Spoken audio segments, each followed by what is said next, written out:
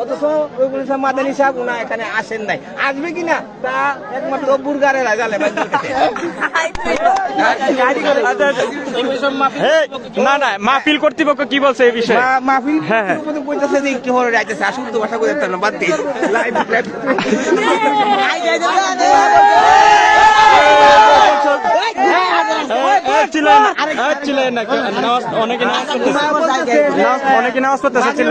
যে উনা বর্তমানে আমাদের মসজিদে আহ্বান কি পদার্পণ করেছেন।